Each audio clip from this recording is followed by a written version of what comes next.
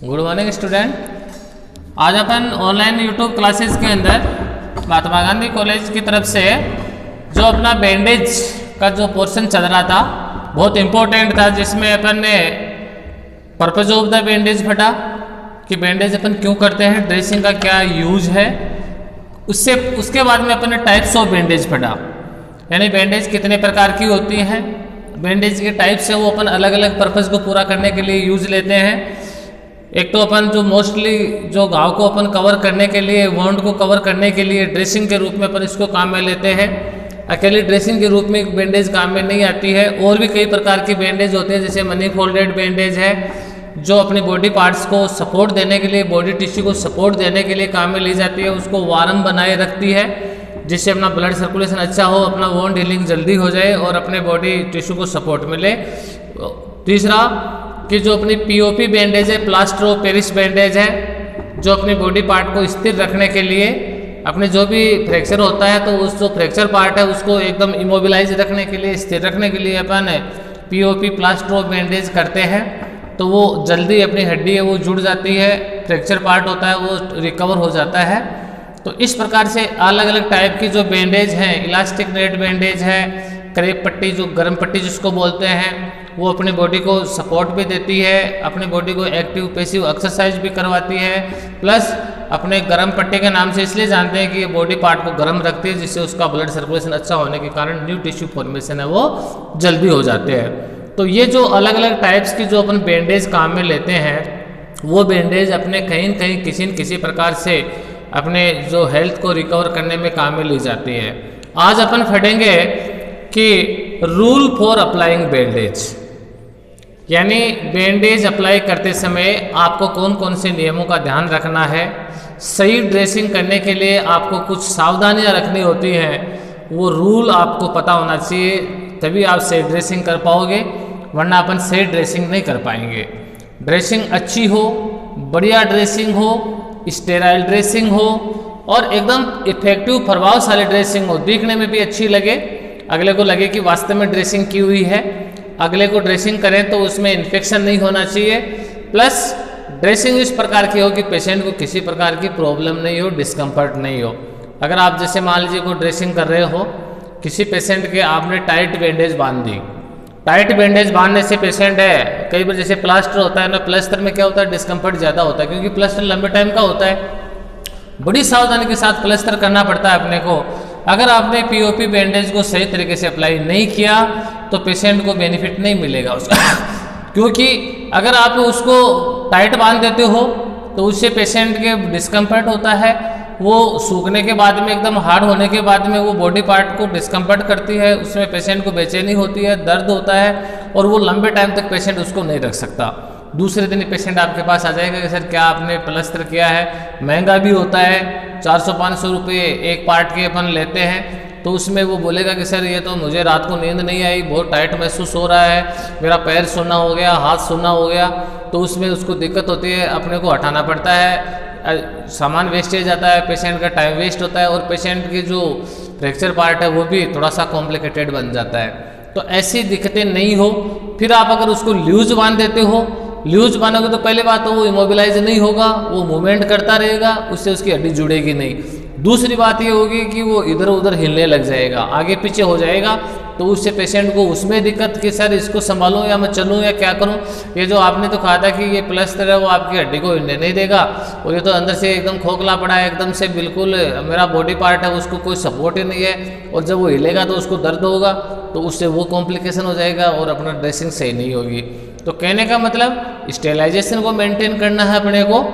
और बैंडेज को ऐसे बांधना है कि अपना सामान भी ज़्यादा नहीं लगे। कई बार अपन क्या है कि बैंडेज को अपन ज़्यादा सामान लगा देते हैं, ज़्यादा मटेरियल काम में ले लेते हैं, बहुत ज़्यादा मोटी बैंडेज बांध देते हैं, अंदर बहुत ज़्यादा सॉल्यूशन अपन उसको लगा देते हैं, गॉज पीस ज़्यादा लगा देते हैं, तो उससे कोई अच्छी ड्रेसिंग नहीं होती है। वो ड्रेसिंग है वो प्रभावशाली नहीं होती, वो अपने को फायदे की जगह नुकसान पहुँचाती है। तो अपन बैंडेज करते समय बहुत छोटी छोटी बातों का आपको ध्यान रखना है, ऐसी सुंदर बैंडेज करें कि अच्छी तरीके से घाव को साफ करें, बढ़िया तरीके से किस मटेरियल से बैंडेज करनी है, गोज पीस अप्लाई करना है, गोज पैड अप्लाई करना है,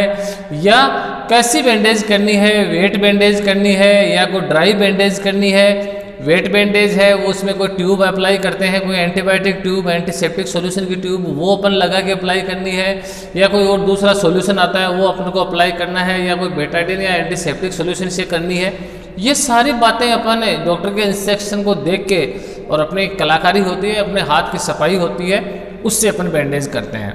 तो जो ड्रेसिंग करने का जो नियम और रूल है वो आपको ध्यान रखना है। बैंडेज का कैसे यूज लेना है, कितने नंबर की बैंडेज काम में लेनी है, ये सारी बातों का अपने को ध्यान रखना है। तो आज अपन जो रूल ऑफ रेगुलेशन जो है बैंडेज के नियम क्या क्या आपको अप्लाई करने हैं वो आपको अप्लाई करना है। देखो पहला जो नियम है, the bandage should be applied with uniform pressure. Uniform pressure का मतलब एक समान प्रेशर लगाना आपको,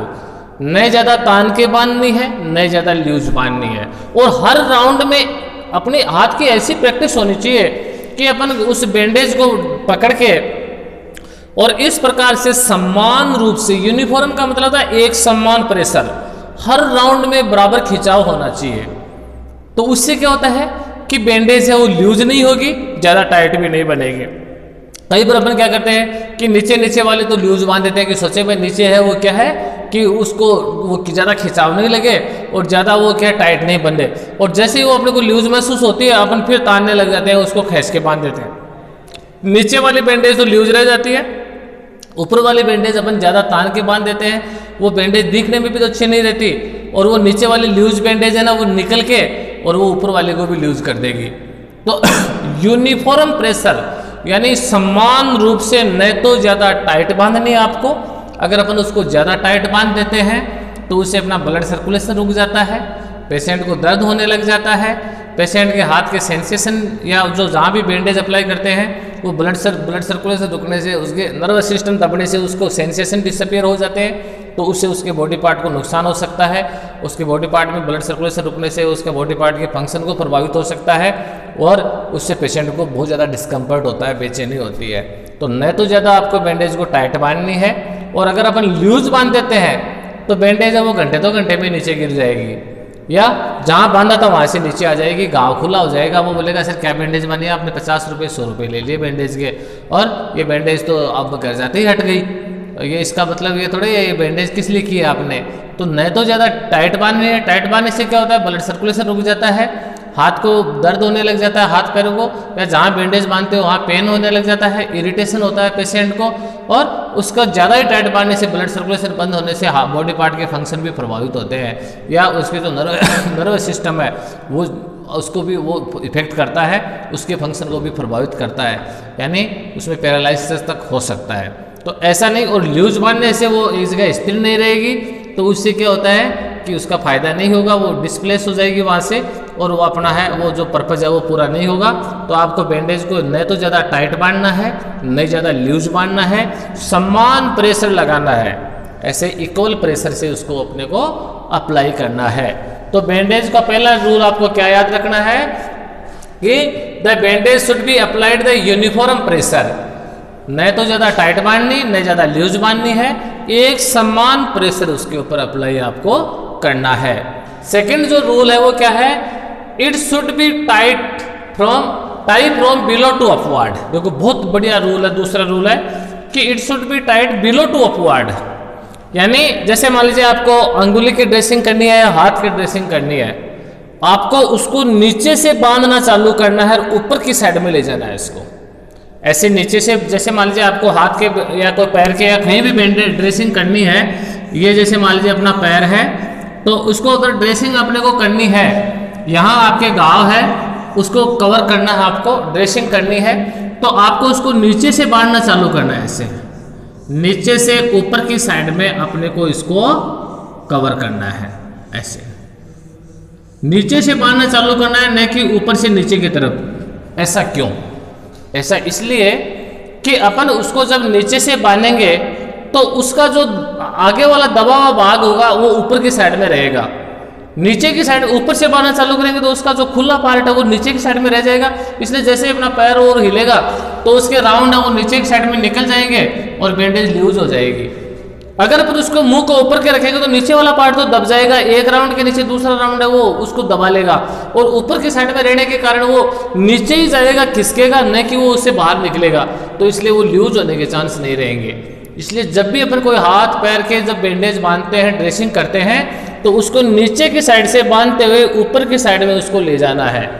तो उससे क्या होता है कि अपनी अच्छी ड्रेसिंग होती है, लंबे टाइम तक ड्रेसिंग के लूज होने के चांस नहीं होते हैं। नंबर 3 जो है वो अपना रूल क्या है कि bandage are never applied directly over the wound. Bandage जो होती है वो ड्रेसिंग को स्थिर रखने के लिए अपन काम में लेते हैं, तो उसको अपन सीधे घाव के ऊपर अप्लाई नहीं करें।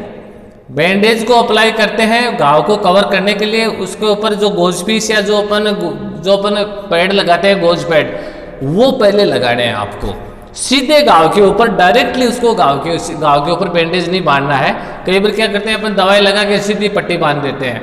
उसका जो क्या होता है घाव अच्छी तरीके से कवर नहीं होता, घाव के ऊपर अच्छी तरीके से दवाई अप्लाई नहीं हो पाती। तो उसके लिए अपन क्या करें कि बैंडेज है, जैसे घाव है यहाँ पे या कोई ऑपरेशन किया गया है, उस पार्ट को कवर करना आपको। तो उसके लिए अपन क्या करें कि पहले उसको साफ करें एंटीसेप्टिक सॉल्यूशन से, फिर उसके ऊपर जो भी दवाई अप्लाई करनी है या आपको एंटीसेप्टिक सॉल्यूशन से ड्राई ड्रेसिंग करनी है, तो भी आप क्या करें कि उसको साफ करने के बाद में उसके ऊपर गोज पीस या गोज पैड, अगर मान लीजिए इन्फ्लामेशन ज़्यादा है, मवाद है, तो उसको सोखने के लिए गोज पैड चाहिए। गोज पैड क्या होते हैं कि उसके बैंडेज के बीच में कॉटन लगी हुई होती है, वो कॉटन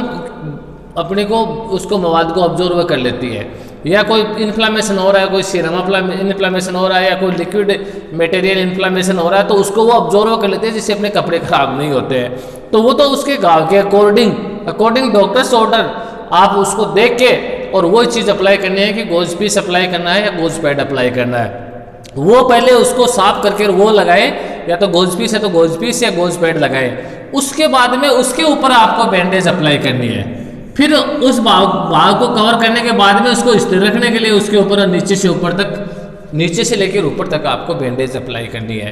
तो आपको डायरेक्टली क्या है कि बैंडेज अप्लाई नहीं करनी है घाव पे, पहले घाव को साफ करो, फिर उसके ऊपर घाव को गोज पैड या गोज पीस से कवर करो, फिर उसके ऊपर आप बैंडेज बांधो, तो वो बैंडेज अच्छी रहेगी। फिर उसके अंदर न तो कोई रेत धूल या कोई डस्ट जाएगी, न कोई इन्फेक्शन होगा, और बहुत ही अच्छी तरीके से अपनी ड्रेसिंग हो जाएगी। तो आपको बैंडेज है वो डायरेक्टली अप्लाई नहीं करनी है, पहले घाव को साफ करो, साफ करने के बाद में उसके गोज पीस या गोज पैड से उसको कवर करो और फिर उसके ऊपर बैंडेज उसको बांधो। तो डायरेक्टली घाव के ऊपर है वो बैंडेज आपको अप्लाई नहीं करनी है।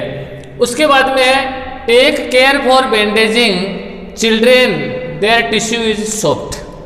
बहुत अच्छी बात है, ये ध्यान रखने वाली बात है कि अगर आप किसी छोटे बच्चे को ड्रेसिंग कर रहे हैं या आप कोई जले हुए व्यक्ति की ड्रेसिंग कर रहे हैं, तो वहाँ उसके सॉफ्ट टिश्यू बहुत ज़्यादा होते हैं, क्योंकि नया घाव बढ़ता है या कोई बड़ी इंजरी लगी हुई है किसी पेशेंट को, तो इस कंडीशन में जो नया घाव बढ़ता है ना, जो नए टिश्यू बने हुए होते हैं, जैसे कई बार अपन जैसे चोट लग गई 2-3 दिन बाद में जैसे अपने पेट में नई कुंपलें आती हैं, तो वो कुंपल इतनी कोमल होती है कि थोड़ा सा भी अगर अपना हाथ लग गया तो वो कुंपल टूट जाएगी और अपने पेट की तना खराब हो जाएगा। यानी जो आगे जाके बड़ा तना बनता था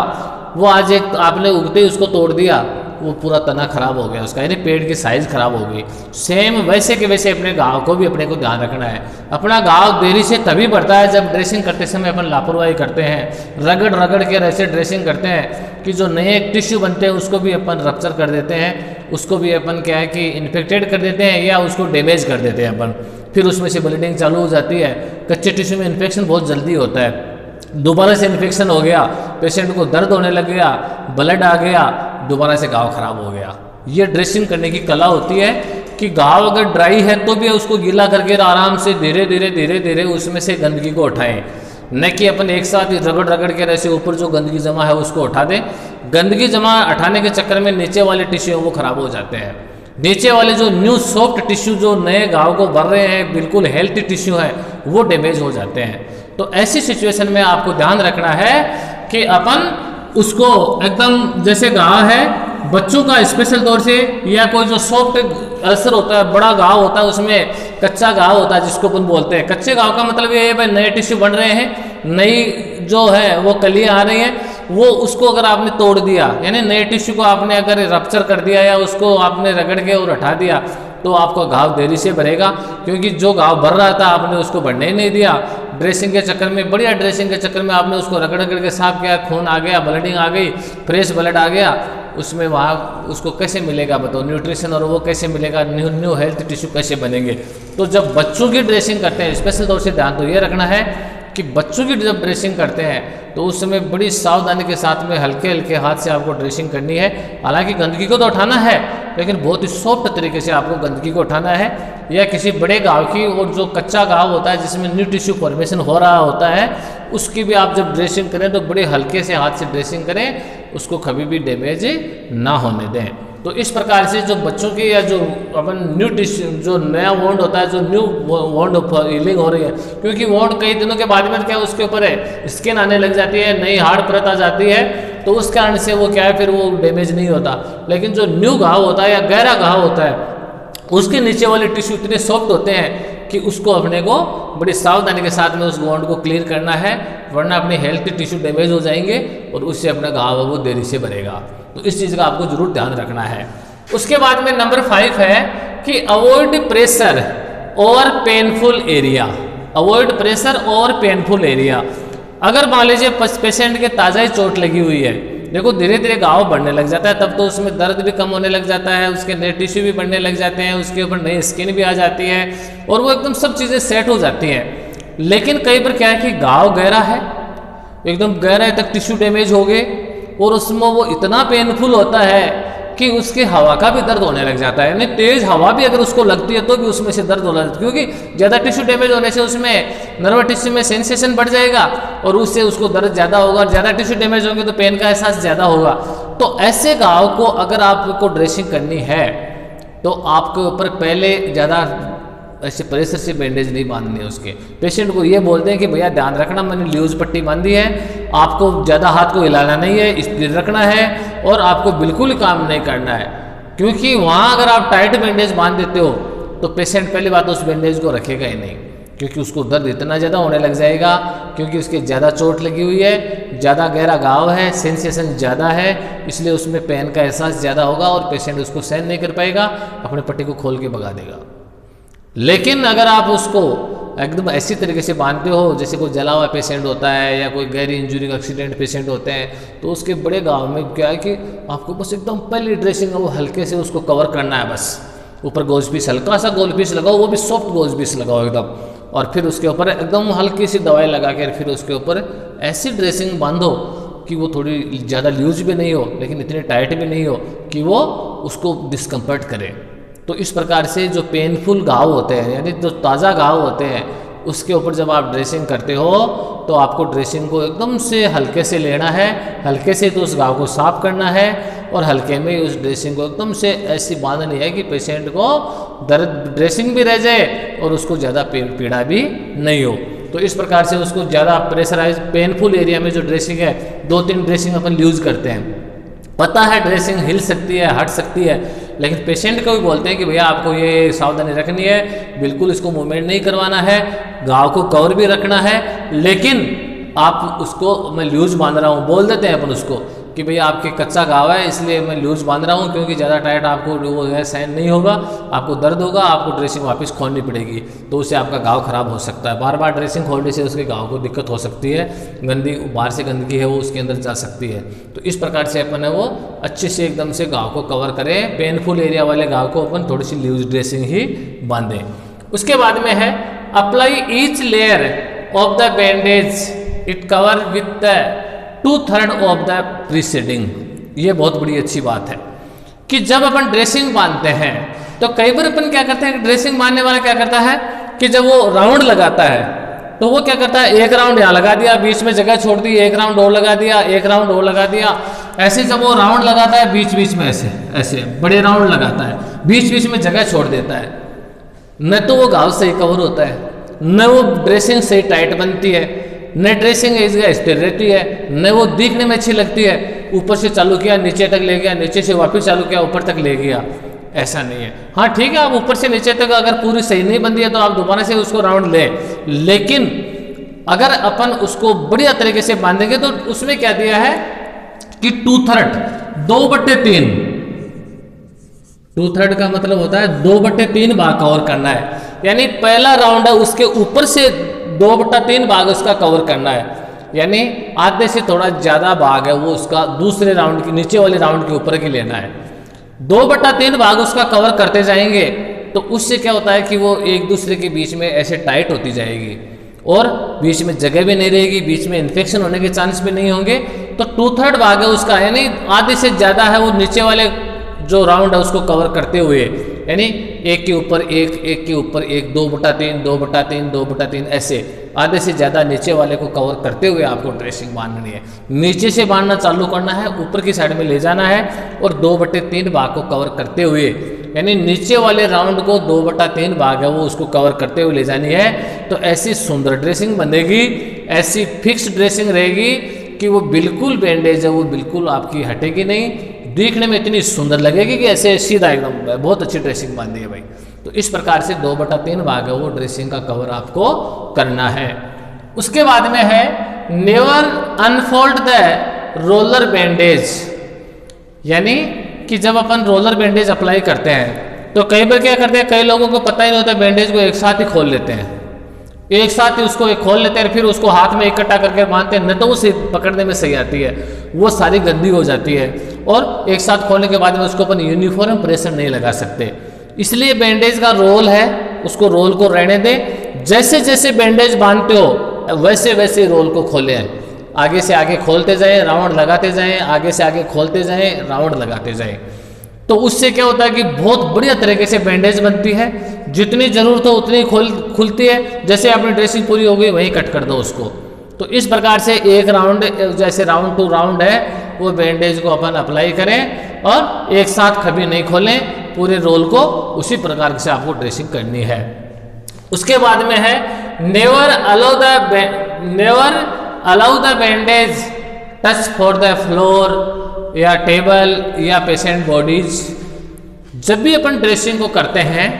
तो ड्रेसिंग बैंडेज को अपने जो स्टेराइल हैंड होते हैं या ग्लव्स हैंड होते हैं उसी से पकड़ के करना है, उसको कहीं भी टेबल से, बेड से, फ्लोर से यानी फर्श से या पेशेंट की अदर बॉडी से टच नहीं करना है या अपनी खुद की बॉडी से टच नहीं करना है। एकदम हाथ धुले हुए हों, एकदम सैनिटाइज किए हुए हों, स्टेराइल हैंड हो या बॉडी ड्रेसिंग करते तो ग्लव्स पहन के और फिर उस अपने हाथों से उसको पकड़ के करें, कहीं दूसरे चीज़ों से वो टच नहीं होनी चाहिए, न तो पेशेंट के बेड से टच होनी चाहिए, न पेशेंट की बॉडी से टच होनी चाहिए, न फर्श से टच होनी चाहिए, न अपनी बॉडी से टच होनी चाहिए। किसी भी मटेरियल से, कोई टेबल से, बेड से, फ्लोर से, दीवार से, किसी भी चीज़ से वो बैंडेज है वो टच नहीं होनी चाहिए। एकदम प्योर स्टेराइल ऑटोक्लेव की हुई बैंडेज आपको अप्लाई करनी है और पेशेंट को भी बोल दें कि इसके ऊपर ज़्यादा हाथ या कोई गीले या गंदे हाथ आपको नहीं लगाने हैं।